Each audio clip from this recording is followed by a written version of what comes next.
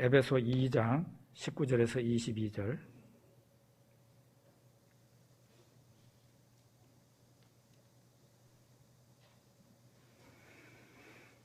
같이 한번 읽어보겠습니다. 그러므로 이제부터 너희는 외인도 아니요 나그네도 아니요 오직 성도들과 동일한 시민이요 하나님의 권속이라. 너희는 사도들과 선지자들의 터 위에 세우심을 입은 자라. 그리스도 예수께서 친히 모퉁이 돌이 되셨느니라. 그의 안에서 건물마다 서로 연결하여 주 안에서 성전이 되어가고 너희도 성령 안에서 하나님이 거하실 처소가 되기 위하여 그리스도 예수 안에서 함께 지어져 가느니라. 아멘. 오상규 목사님 나오실 때 우리 박수로 환영하겠습니다.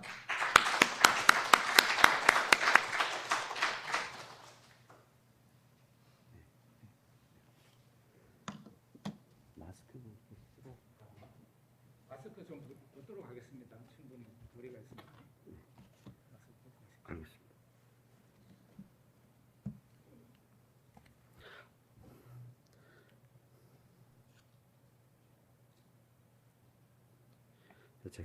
기도하겠습니다. 하나님, 이 시간 성령께서 함께 하시고 또 저희들에게 말씀하여 주시고 저희가 말씀 듣고 믿음으로 살아가는 은혜를 허락하여 주옵소서. 예수님 이름으로 기도드립니다. 아멘.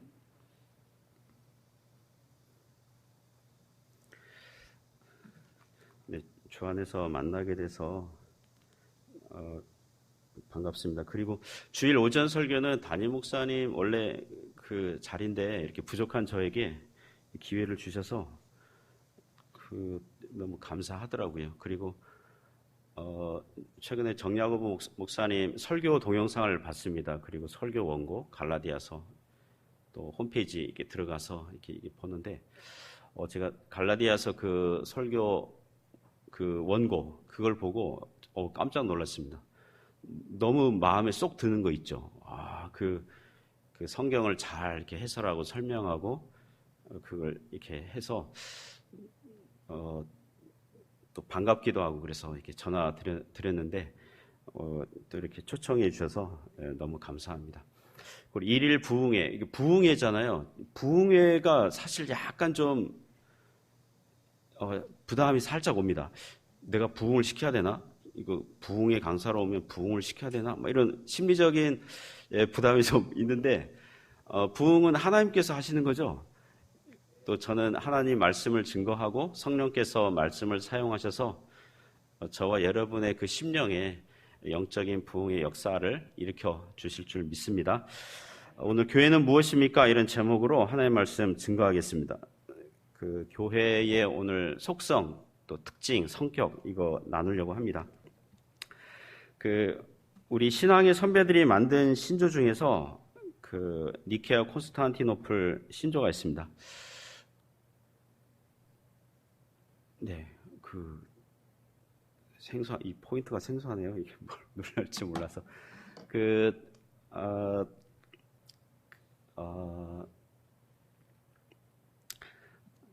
로마 제국으로부터 그 교회 집회를 인정받고 니케아 그 회의에서 니케아 회의에서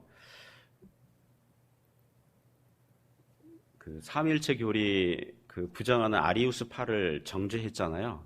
근데 이단의 특징이 뭐냐면 자기들 정죄받으면 그거 인정하지 않아요. 웬만하면 인정하지 않습니다. 그래서 한 50년 이상을 우리는 예수님이 성경에 보니까 하나님이 나왔다 이걸 보니까 존재하지 않았던 때가 있으셨고 그리고 모든 피조물보다 먼저 나신 자다. 골로새서 1장에 보면 그런 구절이 있거든요. 그래서 아리우스파가 성부 하나님보다는 못한 신이거나 인간들보다는 뛰어난 인간, 인간들 중에서 뛰어난 인간 이 정도다 이렇게 그렇게 계속 이게 주장을 하는 거예요. 그래서 381년에 콘스탄티노플 거기에서 회의를 열어서 다시 한번 니케아 때 결정한 사항이 맞다. 우린 그걸 받아들이고 그리고 다시 한번 이렇게 신조를 고백하는데 그게 니케아 콘스탄티노플 신조입니다. 거기에 보면은 헬라어로 이렇게 되어 있죠. 제가 한번 읽어드릴게요. 저 헬라어입니다. 이 고대 그리스어인데요. 우리 교회 설립 주일이 6월 둘째 주거든요. 그래서 6월 둘째 주에 이 설교하고 왔어요. 그래서 헬라어를 원래는 잘 사용하지 않아요. 왜냐하면 잘난 척 하는 것 같잖아요. 그런데 이번만큼은 이렇게 사용을 했습니다. 읽어드릴게요. 앞에 에이스, 이게 believe in 할 때 in 전치사예요. 미안, V가 M 발음 나옵니다. 미안, 하나이며, 하기안, 거룩하며, 카톨리켄, 보편적이며, 카이, 그리고 아포스톨리켄, 사도적인, 에클레시안, 교회를 믿습니다. 교회의 성격, 속성 네 가지 여기 다 얘기하거든요. 하나이고, 거룩하고, 보편적이고, 사도적인 그런 속성, 성격을 가지고 있습니다. 교회의 그러한 속성들을 우리는 믿습니다. 교회가 이러하다는 걸 믿습니다. 이런 고백이에요. 그리고 나서 지금까지 1700년 이상 이 교회의 속성을 바뀐 거 없어요. 변한 거 없어요. 교회의 네 가지 속성은 프로테스탄트 교회가 이 기독교 역사 가운데 고스란히 받아들이고 있습니다. 그래서 오늘 저는 이 교회의 속성 네 가지 중에 이 세 가지 말씀드리려고 합니다. 그 사도성은 모든 성격 가운데 다 들어있기 때문에 오늘 하나됨, 거룩한, 보편적 이런 교회의 그런 특성들을 말씀드리려고 합니다. 오늘 우리가 읽은 성경 본문은 사도 바울 선생님이 에베소 교회에게 쓴 편지의 그 내용들 일부예요. 어떤 대목이냐 하면 원래 이방인들은 에베소 지역은 이방 지역에 세워진 교회였잖아요. 대다수의 이방인들과 소수의 유대인들로 이루어진 교회였기 때문에 너희들 이방인들은 원래는 하나님의 구원의 약속과는 무관한 외국인들이었고 구원과는 멀리 있던 자들이었는데 그리스도 예수 안에서 가까워졌고 이제 하나가 되었다. 그리고 이제 하나님의 같은 동일한 가족이고 성전으로 지어져 가고 있는 중이다. 이렇게 말씀하는 대목이에요. 그래서 오늘 말씀 통해서 교회에 대한 이 속성 세 가지 나눌 건데요. 큰 은혜가 있기를 바랍니다. 첫 번째 교회의 속성 첫 번째는 보편적이라는 것입니다. 교회는 보편적이라는 거예요. 19절 말씀을 한번 읽어볼까요? 같이 19절 말씀 같이 읽어보겠습니다. 그러므로 이제부터 너희는 외인도 아니요 나그네도 아니요 오직 성도들과 동일한 시민이요 하나님의 권속이라. 너희는 외인도 아니요. 외인은 외국인이란 말이에요. 너희는 더 이상 외국인이 아닙니다. 당신들은 더 이상 외국인이 아닙니다. 나그네도 아닙니다. 왜 여기서 외국인과 나그네 얘기합니까? 외국인과 나그네는 본국에서는 다른 나라였죠. 다른 나라에서는 전혀 권리도 없고 지분도 없고 혜택도 없기 때문이죠. 저는 중국에서 1년 비자를 계속 연장하고 있습니다. 참고로 제 미성년자들은요, 미성년자 애들은 관광 비자로 계속 1년 동안 그 연장을 해야 돼요. 제 막내 아들은 중국에서 초등학교 나왔어요. 태어나서 중국에서 나왔어요. 막내 아들은 중국에서 나왔어요. 그래서 막내 아들 별명이 메이드 인 차이나예요. 누가 그 아는 분에게 제 막내 아들이 별명이 중국에서 나왔기 때문에 메이드 인 차이나입니다. 그러니까 그 심각하게 저한테 이렇게 얘기하시더라고요. 뭔가 이렇게 결격 사유가 있습니까? 뭔가 이렇게 부족합니까? 뭐 하자가 있습니까? 뭐 이런 그런 뜻이 아니라 중국에서 나왔다고요. 중국에서 나왔습니다. 태어나서 초등학교 졸업할 때까지 12년간 관광 비자로 있었어요. 그러니까 학교에서 매년 그 가정조사 할 때에 당신의 그러니까 너희 학생의 부모님 그 직업이랑 비자 종류가 무엇인지를 적는 란이 있거든요. 저는 방문 비자예요. 계속 비즈니스 방문 비자. 방문 비자인데 그 자녀는 가족 비자가 안 나와요. 그러니까 관광 비자로 계속 받아야 되는데 관광 비자로 학교를 다녔어요. 12년간. 태어나서 12년간. 학교에서 볼 때는 관광을 12년 동안 했고 중국에서 학교다. 점점 이게 점점 어려워져서 이제 중학교 때 다른 나라 선교사 자녀 학교로 이렇게 어떻게 길을 열어주셔가지고 보냈는데요. 그러니까 외국인이에요. 중국에서 저는 외국인이에요. 1년마다 비자 갱신해야 돼요. 저희 교인이 부사장으로 있는 중국인이 사장이고, 예, 저희 교인이 부사장으로 있는 그 회사에 제가 그 취업 비자를 이렇게 했어요. 이것을 전문 용어로 가라 비자라고 합니다. 예, 가라 비자라고 하는데 그 파출소에서 등록을 한 다음에 그 임시 거주 그 등록을 받아야 되는데 파출소에서 그 회사에 전화했어요. 이러한 한국인이 당신 회사에 일하고 있는 거 맞습니까?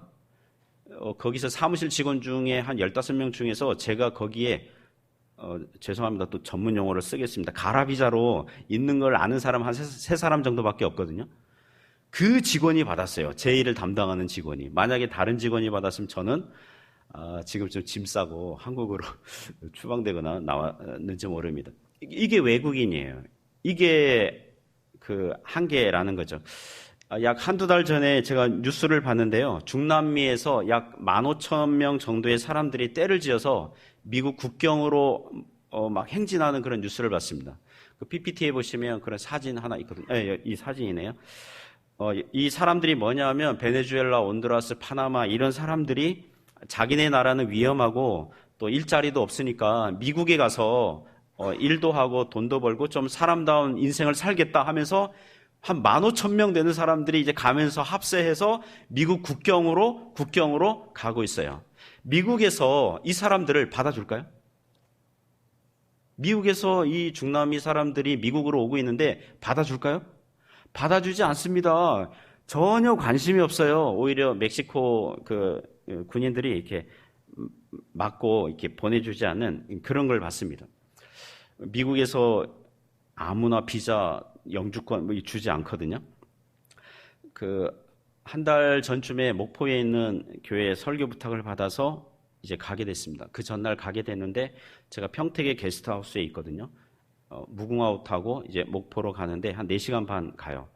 제 옆자리에 도중에 네팔 청년 한 사람이 탔습니다. 그는 33살이고 결혼했고 그 네팔 자기 나라의 아내와 2 자녀가 있다고 하더라고요. 논산에서 한우 비료 공장에서 일하고 있어요. 한 달에 얼마 받습니까? 한국어를 이렇게 잘해요. 나름 잘해요. 한 달에 얼마 받습니까? 그러니까 240 받는데요. 내심 놀랐어요. 꽤 많이 받는다. 그래서 제가 농담으로 내가 만약 중국에서 나오면 당신 후배로 들어가서 일을 할 수 있느냐? 이렇게 얘기도 했는데 제가 그 청년에게 물어봤습니다. 당신은 어떤 비자를 받고 있습니까? 그러니까 한국에서 워킹 비자 10년짜리를 받고 있대요. 그리고 지금 9년째래요. 제가 또 물어봤습니다. 10년 채우면 비자를 연장할 수 있습니까? 연장이 안 된대요. 10년이라고. 자기가 있는 비자는 10년이라고 반드시 돌아가야 되는데요. 그리고 관광으로 한국을 다시 찾을 수는 있지만 다시 일하려고 올 수는 없다는 것입니다. 여러분, 이게 외국인과 나그네의 현실이죠. 우리나라에서 이 외국인 노동자들이 권리, 혜택 제한되어 있는 것입니다. 우리가 영적으로 그랬다는 거예요. 하나님 나라에서. 예수님 믿기 전에는 이방인으로서 우리는 유대인들 눈에 보기에 하나님 나라에서 전혀 권리도 없고 혜택도 없고 지분도 없었던 외국인들이었고 나그네와 같았다는 것입니다. 그러나 예수 그리스도 안에서 이제부터는 하나님 나라에서 더 이상 외국인이 아니고 나그네도 아니라는 거예요. 성도들과 동일한 시민이라는 것입니다. 하나님의 권속, 하나님의 가족이라는 것입니다. 그래서 성경의 의도는 우리가 예수님 믿는다, 이것은 하나님 나라에서 머물 수 있는 비자나 영주권 정도가 아니라 마틴 로이드 존스 목사님 그 설교집에 보면 출생 증명서를 받은 것과 같다. 여러분 믿습니까? 하나님 나라에 영속적으로 거주할 수 있는 그런 권리와 혜택이 있다는 것입니다. 이것이 19절 후반절에 오직 성도들과 동일한 시민이요 하나님의 권속이다라고 하는 것입니다. 마태복음 8장 11절에 이런 구절이 있습니다. 같이 읽어볼까요? 또 너희에게 이르노니 동서로부터 많은 사람이 이르러 아브라함과 이삭과 야곱과 함께 천국에 앉으려니와. 네. 이 구절을 어린아이처럼 우리가 이해를 한다면 천국 예배당에 있는데요. 예배당이 있다고 합시다. 천국에 갔는데 예배당이 있어요. 자, 여러분 앉은 자리 옆자리에 누가 앉아 있어요? 아브라함이 앉아 있어요. 그 옆자리에 누가 앉아 있어요? 이삭이 앉아 있고 또 옆에 야곱이 앉아 있고 야곱 옆에 정야고보 이렇게 앉아 계시고 앞자리에 누가 앉아 있을까요? 모세, 다윗, 다니엘. 뒷자리에는요. 또 성경에 나와 있는 그런 사람들이 앉아 있겠죠. 마치 그와 같은 거죠. 교회가 구원받은 성도들이 성도들과 동일한 시민이고 하나님의 가족, 이 바로 이러한 권리와 구원의 혜택을 받고 있다는 것입니다. 아브라함이 구원받았습니까? 우리도 그런 줄 믿습니다. 모세가 영광을 받았습니까? 우리도 그럴 것입니다. 다윗이 하나님 나라에서 명예를 얻었습니까? 우리도 그럴 거예요. 사도 바울이 하나님 나라에서 영광의 면류관을 받았습니까? 우리도 그렇게 될 것입니다. 구약교회 성도들이 하나님 나라 시민들입니까? 신약교회 우리도 그와 동일한 권리와 혜택과 은혜를 받는 줄 믿습니다. 이것을 두고 교회가 보편적이다, 세계적이다, 성도들과 동일한 시민이다라고 하는 것입니다. 과거와 현재, 미래 시간을 초월해서 그 어떤 나라와 장소와 인종을 초월해서 누구든지 예수님을 믿는다면 그들도 하나님 나라 시민들이고 성도들과 동일한 권리와 혜택을 받았고 하나님의 가족이 되는 줄 믿습니다. 구약 성경 보면은 그 포로기 이후에 역사를 다루는 책들이 3권 있잖아요. 에스라, 느헤미야, 에스더에 있습니다. 에스라와 느헤미야는 포로 귀환한 사람들, 그 이스라엘 백성들에 대한 그런 기록이죠. 에스더는 뭐예요? 포로 귀환하지 않은, 여전히 돌아오지 않은, 흩어져 있는 디아스포라, 하나님 백성들에 대한 그런 내용이죠. 저는 지금 해외에 거주하고 있습니다. 제가 17년째 거주하고 있습니다. 해주에 17년째 거주하고 있는데요. 제가 에스라, 느헤미야, 에스더 읽으면 어떤 책이 더 이렇게 심적으로 다가올까요? 에스라, 느헤미야, 에스더 중에서 에스더가 아직 돌아오지 않은, 여러분 포항 성안교회가 하나님 나라의 복된 교회인 줄 믿습니다. 그럼 저기 중국 해주, 여러분 해주 안 들어보셨죠? 저도 해주 갈 때요, 해주? 황해도 해주? 그거 아닌데? 처음 생소한 이름이었는데 거기도 하나님의 나라 공동체가 있습니다. 우리나라 사람뿐만 아니라 인종을 초월해서 또 그 어떤 장소에서든지 예수님을 구세주로 믿는 그 공동체, 신앙의 공동체가 동일한 성도들과 동일한 권리와 혜택과 구원의 지분을 갖고 있는 그런 교회인 줄 믿습니다. 이것이 교회의 속성, 보편성이라고 하는 것입니다. 그런 은혜가 있기를 바랍니다. 두 번째 교회의 속성은 하나 되었다는 것입니다. 이것을 하나됨, 통일성 그러는데요. 한번 따라해 보시겠습니다. 통일성. 네, 교회는 하나인데요. 20절에 그걸 말씀하고 있습니다. 한번 같이 읽어보시죠. 너희는 사도들과 선지자들의 터 위에 세우심을 입은 자라. 그리스도 예수께서 친히 모퉁이 돌이 되셨느니라. 교회의 하나됨을 보여주는데 교회는 하나입니다. 이럴 때 어디에서 하나냐 하면 사도들과 선지자들의 터 그랬잖아요.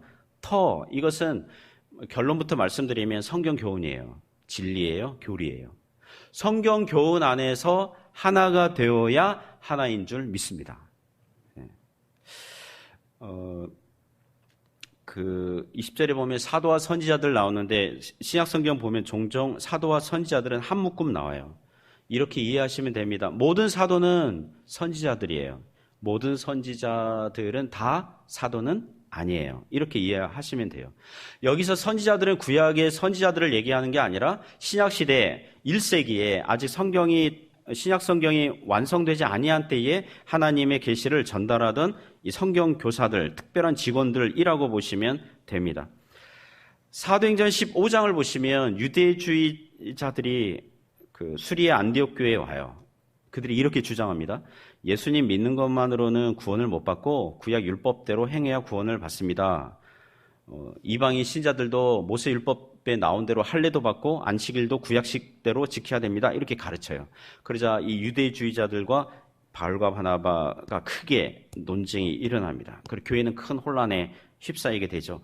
그래서 예루살렘에 가서 그러면 예루살렘 교회가 교회의 입장이 무엇인지를 확인하고자 예루살렘의 교회에서 제 첫 번째 종교회의가 일어납니다. 서로 이제 의견을 주고받았겠죠? 그리고 최종적으로 발언한 사람들이 누굽니까? 모두 다 사도들이에요. 바울과 바나바가 발언하고 베드로가 발언하고 그리고 마지막으로 야고보서를 기록한 장로 야고보가 발언을 합니다.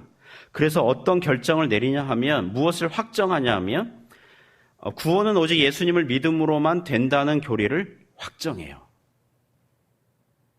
그게 여러분 사도와 선지자들의 터 위에 세우심을 입었다는 뜻이에요. 교회가 하나가 되려면 같이 우리는 예수님 믿으니까 하나입니다. 이럴 때 성경 교훈, 복음 진리, 기독교 교리 안에서 하나가 되어야 한다는 것입니다. 오늘날 우리에게 적용해 볼까요? 예를 들면 이단 여호와의 증인 있죠? 미국의 유니테리안 교회들 있습니다. 유럽의 자유주의 계열의 교회들 있습니다. 그들은 삼위일체를 믿지 않아요. 그러면 우리는 그들이 교회라는 이름을 써요. 우리와 하나가 될 수 있어요, 없어요? 없습니다. 우리가 고백하는 사도신경 내용을 믿지 아니하는 자들이 있다면 우리와 하나 될 수 없어요.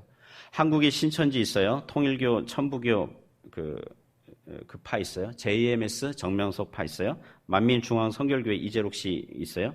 그들의 공통점은 자기들 교주 자신을 재림 예수, 보혜사 성령, 죄가 없는 구세주라고 자기를 높여요. 하나님 자리에 인간 교주를 거기에 앉혀요. 자, 그들이 교회라는 이름을 써요. 목사라는 이름을 써요. 장로라는 이름을 써요. 자, 그들이 우리와 하나 될 수 있습니까? 하나 될 수 없습니다. 그들은 사도와 선지자들의 터 위에 세우심을 입지 않은 거예요. 사도들과 선지자들이 가르쳐준 성경 교훈을 고스란히 그대로 받아들이고 있지 않아요. 그러니까 우리는 그들과 하나가 아니에요. 더 위험한 집단이 있죠. 천주교입니다. 천주교는 이렇게 이해하시면 됩니다. 더하기 종교 집단이에요. 우리는 오직 예수님이에요. 예수님만 유일한 중보자예요. 그러나 천주교는 더하기 누구를 중보자로 만들어요? 마리아를 중보자로 만들고 여러 성자들을 중보자들 만들어요. 우리는 오직 성경이에요. 성경의 권위가 최고예요. 그러나 천주교는 더하기 성경 권위 더하기 교황의 교시, 추기경들의 회의 결과 교회의 전통, 이것을 성경의 권위보다 더 위에 놔요. 우리는 오직 믿음이에요. 구원을 우리가 받아들일 때의 도구적 원인, 이럴 때는 믿음이에요. 믿음. 여러분, 믿음은 은혜인 줄 믿습니다. 성령께서 그 믿는 신자들의 심령 안에 발생시키고 만들어내는 것이기 때문에 어떤 사람이 구원 얻는 믿음이 있다, 이것은 그 사람이 스스로 만들어낸 게 아니라 성령께서 주신 것이기 때문에 믿음은 은혜예요. 그럴 때 우리는 오직 믿음, 오직 은혜 그래요. 그러나 천주교는 어때요? 더하기, 인간의 공로, 보속 행위. 예를 들면 어떤 죄를 지으면 천주교 사제에게 가서 고해 성사를 하면 당신이 이러한 죄를 저질렀으니까 교회당 청소 3일, 금식 며칠 해라, 장례식 여러 번 참석해라, 이런 걸 해요. 그것으로 자기가 죄 지은 걸 자기가 갚는다 그러잖아요. 그런 시도를 하라고 하는 거예요. 그러니까 거기는 오직 믿음이 아니에요. 인간의 공로가 들어가 있다는 것입니다. 그러면 우리는 천주교랑 하나가 될 수 있어요? 어떤 목사님이 이런 얘기 하더라고요. 천주교는 큰 집이고 개신교는, 우리 기독교는 작은 집이라는 거예요. 맞아요? 틀려요? 틀려요. 그렇지 않아요. 하나가 아니에요. 다른 거라고요. 교회가 아니에요.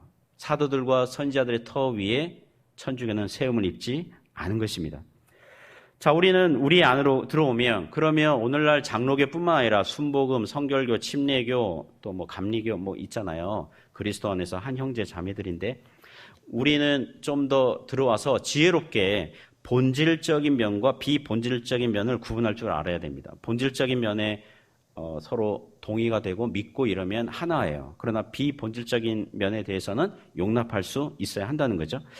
예를 들면 신자를 세례를 줄 때에 침례교처럼 사람의 몸을 완전히 물속으로 잠기게 하는 게 더 성경적인 세례의 관점입니까? 아니면 장로교처럼 머리에 살짝 물을 묻히는 정도가 더 성경적입니까? 어느 게 더 성경적이에요? 사람의 몸을 완전히 물속에 잠기게 하는 게 더 성경적인 세례 방식이에요? 아니면 머리에 살짝 물을 이렇게 끼워 얻는 정도? 이게 성경적인 거예요?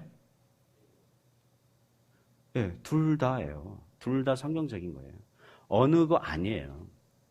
사람의 내면에 구원 얻는 믿음이 있다는 것을 바깥으로 외적으로 표시하는 거잖아요. 그 상징이 있고 외적인 신앙 고백의 표시가 있고 어떤 인치심의 어떤 그런 결과들이 있는 거 아니겠습니까? 제가 그 중국에서 있었을 때 중국 운남성에서 사역하던 선교사님이 중국인 복음 전도에 있고 믿기로 했어요. 그런데 중국 교회는요, 그 침례교 방식으로 세례를 줘요. 가정교회랑 삼자교회 침례교 방식으로 대부분 세례를 줘요. 그 동네도 그랬어요. 그러니까 이 사람이 자기는 침례를 받고 싶다는 거예요. 선교사가 장로교거든요. 저도 장로교 목사고 저를 초대했어요. 같이 침례를 주자. 이 장로교 두 목사가 갓 믿은 중국인 신자에게, 왜냐하면 그 지역이 침례교 방식으로 이게 세례를 주니까. 그래서 우리가 호텔을 잡고 숙소를 잡고 이제 욕조에 물을 이렇게 담았어요. 저는 침례를 줘본 적이 없거든요. 다 장로교식으로 줬지 뭐 침례를 해본 적이 없잖아요. 그래서 그 형제 그 옷을 갈아입고 뭐 하여튼 뭐 그러면서 이제 앉혔는데, 그런데 앞불사 이 형제가 키가 좀 커요. 그래서 딱 앉으니까 여기 상체 여기 이게 뭐죠? 이게 노출되는 거죠. 머리 쪽을 잠기자니 무릎 이하가 또 나와요. 몸을 완전히 물속에 잠겨야 되는데, 그래서 우리가 고민했어요. 이거 다리를 부러뜨려서 할 수도 없고 어느 쪽을 할까요? 어느 쪽을 누를까요? 머리 쪽을 이제 물속에 푹 잠기게 해서 그런 방식으로 이제 세례를 준 적이 있었습니다. 대체 오케이. 괜찮아요. 그런 거는 괜찮잖아요. 그죠? 본질적인 영역은 이 다음과 같은 것들이죠. 비록 그리스도 안에서 예를 들면 다른 교단들, 우리가 받아들이는 교단들 중에서 예를 들면 미국 연합 감리교단, 미국 경우에요. 북침례교단, PCUSA, 미국 장로교단 있습니다. 그 교단들은 하나같이 동성애자들 결혼 찬성하고 주장해요. 특히 미 연합 감리교단은 미국 대법원에서 동성애 결혼 허용 판결이 나오기도 전에, 세속적인 법원에서 판결이 나오기도 전에 교회가 먼저, 미국 연합 감리교단입니다. 교회가 먼저 하나님은 모든 사람 사랑하시고 동성애자들도 사랑하시니까 동성애자들도 허용해야 된다. 동성애 방식으로 결혼하는 것도 허용해야 된다. 이렇게 교회가 먼저 발표를, 총회에서 결정하고 발표를 한 거예요. 자, 여러분에게 질문 드립니다. 만일 여러분의 교회가 그와 같은 교단 소속이라면 여러분 교회는 어떻게 해야 합니까? 제가 속한 교단이 합신입니다. 우리 정 목사님 교회도 합신이시죠? 합신은 설마 그럴 리는 없겠지만 행여나 이 동성애 허용하고 막 그런 판결을 교단 차원에서 결정하면 여러분 교회는 어떻게 하시겠습니까? 가만히 있어야 돼요? 나와야 돼요? 나와야 됩니다. 한국 교회는 나올 때 전혀 고민이 안 되는 이유가, 교회당 재산은 누구 거예요? 교단 거예요? 그 교회 거예요? 그 교회 겁니다. 여러분 교회 거예요. 그러나 미국 교단법은요, 교회당 건물이 교단 거예요. 한인교회 하나가 PCUSA 소속 교단인데 동성애 교단 차원에서 허용하는 판결을 하니까 교회당을 교단에 그냥 놔두고 몸만 빠져나왔어요. 다른 건물 빌려서 모이는 그런 한인교회 그런 소식을 들은 적이 있었습니다.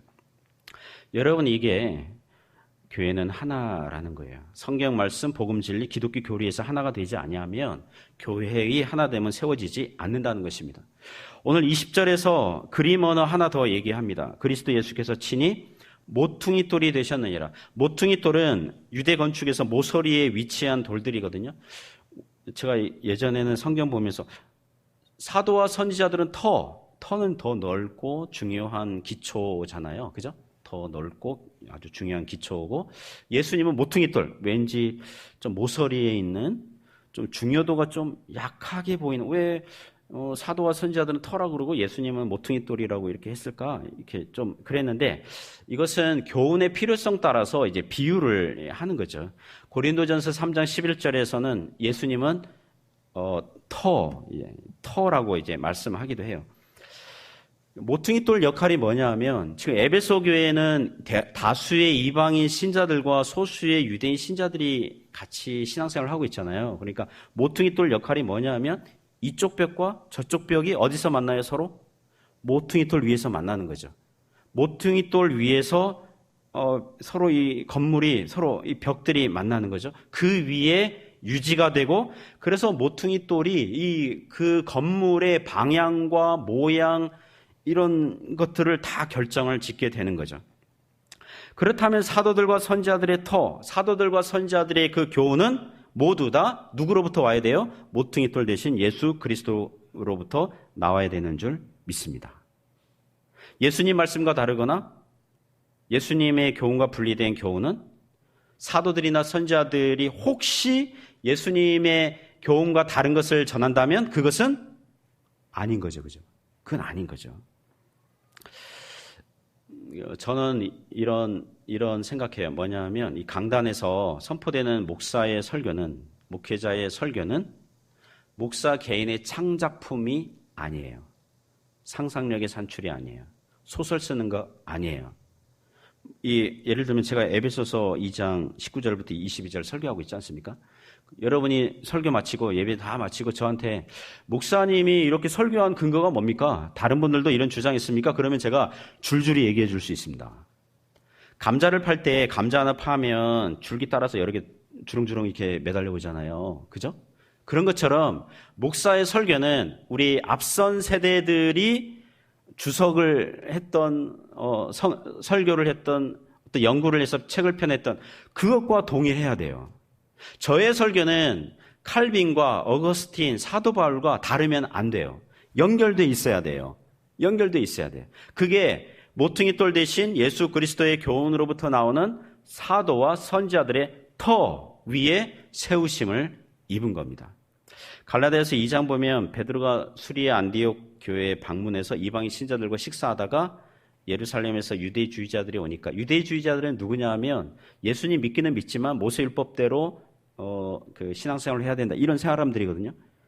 베드로는 유대인인데 이방인들과 교제하면 부정하게 되는 거잖아요. 모세율법에 따르면. 그래서 그런 비난 듣는 걸 싫어서 베드로가 그 식사하다 말고 자리를 피해요. 그러자 바나바도 베드로 따라서 피해요. 그 모습을 사도 바울이 보고 베드로를 불러서 면책하는 장면이 나오거든요. 그러면 안 된다고.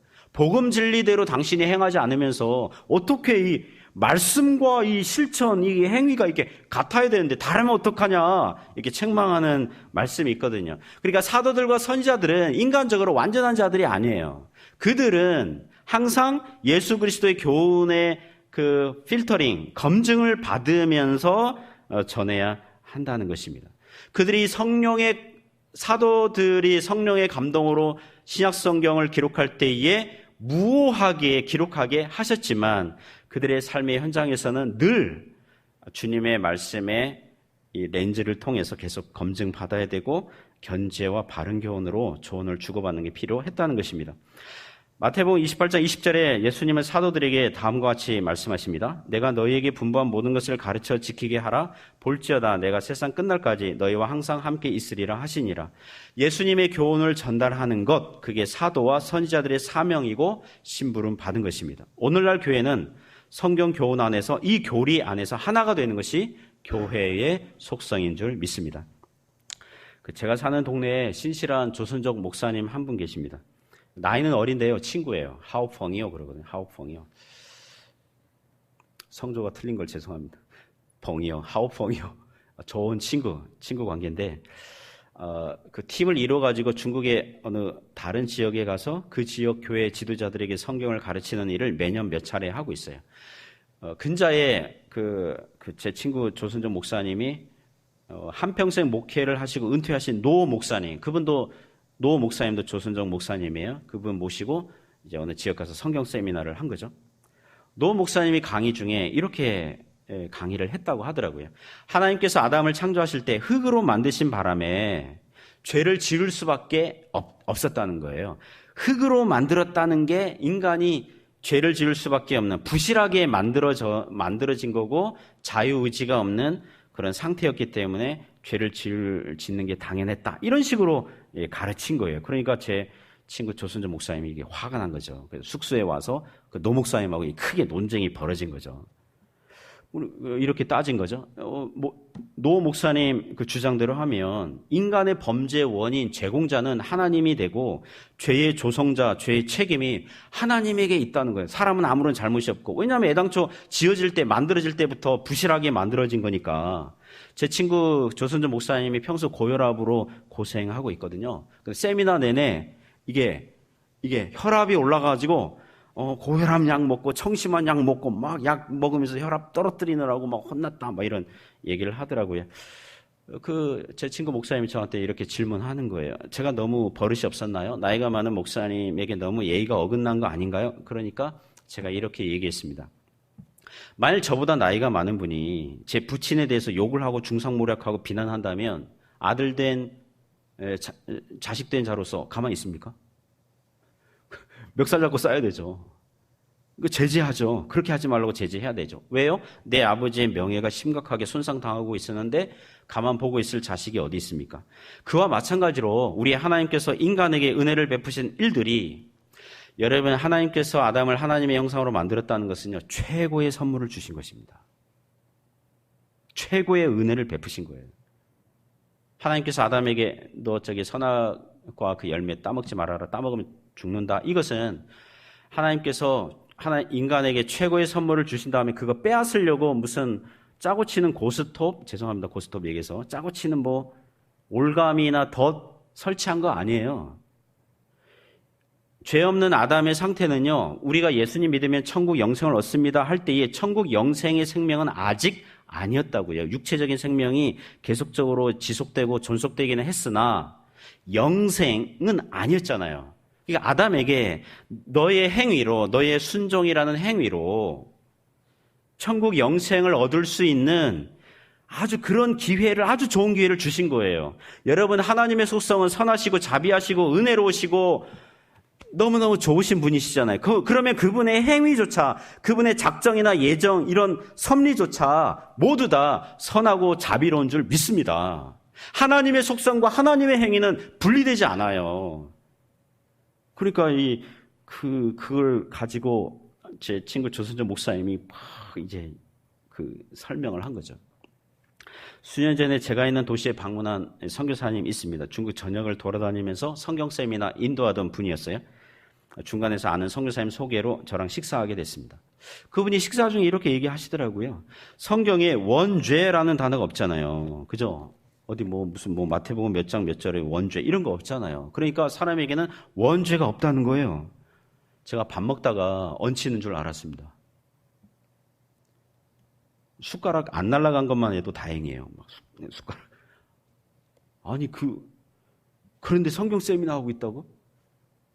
그래서 그 선교사님이 우리 교회 강단에 세워줄 수 없겠냐고 선교사님 통해서 이렇게 요청을 하길래 제가 단칼에 거절한 적이 있습니다.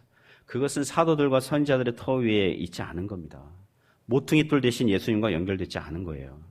우리는 신앙의 선배들, 교회들이 무엇을 믿었고 그것을 가르치기 위해서 교육 용어로 만들어 놓은 삼위일체 원죄, 또 예수님의 이성 일인격, 칭의, 중생, 효과적인 부르심, 이것을요 부지런히 익혀야 될 줄 믿습니다. 그게 교회가 진리 안에서 교리 안에서 하나가 된다는 거예요. 주님의 말씀, 성경 교훈 안에서 교회들은 하나가 되고 성장하는 것입니다. 그런 은혜가 있기를 주님의 이름으로 축복합니다. 마지막 세 번째 속성은 교회는 거룩하다는 것입니다.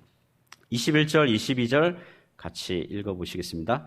그의 안에서 건물마다 서로 연결하여 주 안에서 성전이 되어가고 너희도 성령 안에서 하나님이 거하실 처소가 되기 위하여 그리스도 예수 안에서 함께 지어져 가느니라.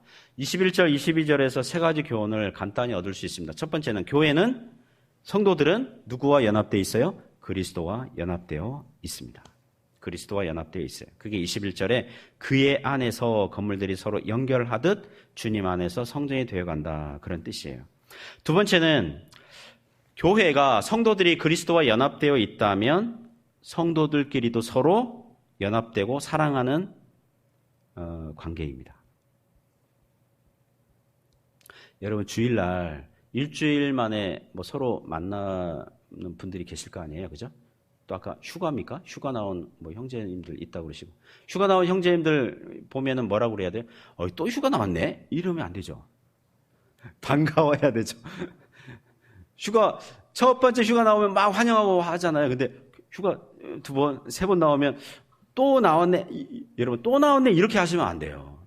오랜만에 나온, 예를 들면 몇 주간 교회 결석하고 오랜만에 나온 분에게 오랜만에 나오셨네. 오랜만에 이것도 좀 일단 지혜롭게 잘 사용하세요. 어떻게 인사해야 될지 모르겠지만 뭐냐 하면 예수님 안에서 성도들은 사랑하는 관계여야 돼요. 연합되어 있으니까. 연합되어 있잖아요. 같이. 그리고 믿는 성도들 중에 필요 없는 벽돌은 하나도 없습니다. 우리는 성전이라는 건물에 배치되고 자리하고 서로 연결된 벽돌들 중에 하나예요. 그게 21절에 말하는 것처럼 서로 연결이 되고 성전이 되어 가는 거예요. 요새 한국에서 MBTI 16가지 성격 유형 검사가 유행이지 않습니까? 저희 교회 성경 공부반에 성도님들이, 목사님, 저는 MBTI 중에 ES, T, 어쩌고저쩌고 뭐라고 그러고, 자기는 뭐라고 그러고, 저도 궁금하잖아요. 내 성격은 뭔가, 그래서 MBTI 이렇게 알아보고, 또 이번에 한국 나오니까 제 둘째 딸이 한 24살이거든요. 그런 쪽에 관심이 많나 봐요. 아빠, 잠깐 이리 와봐. 휴대폰으로 성격 유형 검사, 질문에, 예, 아니요, 이런 거, 막 하면서, 제가 이렇게 보니까, ISTJ 이렇게 나오더라고요. ISTJ. ISTJ가 뭐냐면, 내향적이고, 분석적이고, 따지고, 어떻게 잘 알지? 따지고, 이렇게 나오고. 또 좋은 점도 있어요. 주어진 일 책임감 있게 하고, 할렐루야. 예, 주어진 일 책임감 있게 하고. 또 남에게 지적질 잘하고 지적질 당하면 싫어하고. 이거 다 그렇지 않은가? 사람들이 다. 거기에 이 성격의 MBTI 거기에서 어울리는 직업과 어울리지 않는 직업을 이렇게 소개한 그런 내용도 봤어요. 어울리지 않는 직업이 뭐냐 하면 그러니까 먼저 어울리는 게 뭐냐 하면 공무원이에요. 제가 공무원이 어울리대요. 공무원 준비를 할 걸 그랬어요, 제가. 공무원이 어울리다는 거예요. 제 모토 중에 하나가 이겁니다. 매일 하는 일을 잘하는 거예요. 매일 하는 일을. 매일 설교 준비하고 하잖아요. 그걸 잘하는 거거든요. 어울리지 않는 직업이 뭐냐 하면 예술가와 성직자래요. 저는 27살 때부터 전도사 했고, 지금 50대 중반이니까 27년, 28년째 지금 교회밥 먹고 있거든요. 근데 어울리지 않는데요. 아마도 리더십, 또 어떤 사람들과의 어떤 공감 능력, 그게 좀 떨어지나 봐요. 그러니까 제가 좀 되게 당황한 거죠. 하나님, 제가 목사랑 성격이 맞지 않는데 괜히 목사로 부르셔가지고 그래가지고 제가 이렇게 고생하는 거 아닙니까? 막 이렇게 컴플레인도 하고. 그런데 어떤 결론에 도달했냐면 그러니까 은혜예요. 여러분, 우리나라 교회, 한국교회 목사님들 아무나 붙잡고 한번 질문해 보세요. 당신의 성격은 목사 맞습니까? 정약원 목사님한테도 여러분 한번 여쭤보세요. 목사님 성격과 목회가 맞습니까? 한번 물어보세요. 한국교회 목사님 100이면 100 맞지 않습니다. 그런데 하나님께서 부르셔서 기쁨과 감사함, 인내함으로 감당하고 있습니다. 그렇게 얘기할 거예요. 그리고 여러분들은 구원받기에 합당한 성격이었습니까? 애당초? 우리는 태어날 때부터 나는 구원받기에 충분한 또 어울리는 성격이야. 내 성격 자체가 구원받기에 알맞은 사람이었어. 그런 사람이 어디 있습니까? 성경 에베소서 2장에서 그런 말씀 하잖아요. 본질상 진노의 자녀다. 태어날 때부터 지옥행으로 하나님 나라 판결을 받은 자로 다 태어나는 거거든요. 그 중에 얼마를 하나님께서 은혜로 부르신 거 아닙니까? 우리는 하나님의 은혜 덕분에 사는 줄 믿습니다. 사람은 자기 성격 덕분에 구원받는 거 아닙니다. 자기 스타일과 성격 유형 덕분에 더 나은 사람 되는 거 아니에요. 사람은 하나님 앞에 영적이며 도덕적인 면에서 하나님 마음에 드는 선행과 의를 행할 수 없는 무능하고 연약한 자들이고 죄인들이었어요. 우리 성격대로 살았다면, 우리 스타일대로 살았다면 우리는 망했을 것입니다. 그러나 하나님의 은혜로 우리를 불러주시고 하나님의 성전 한 모퉁이에 자리하고 있는 것입니다. 여러분이 예배당에 나와서 예배드리고 있는 것, 이 사실 자체가 하나님의 크나큰 은혜인 줄 믿습니다. 세 번째는 우리의 거룩함과 교회다움은 삼위 하나님의 최고의 관심사라는 것입니다. 22절 보시면 삼위 하나님이 다 등장하세요. 성령 안에서 성령 하나님 등장하죠.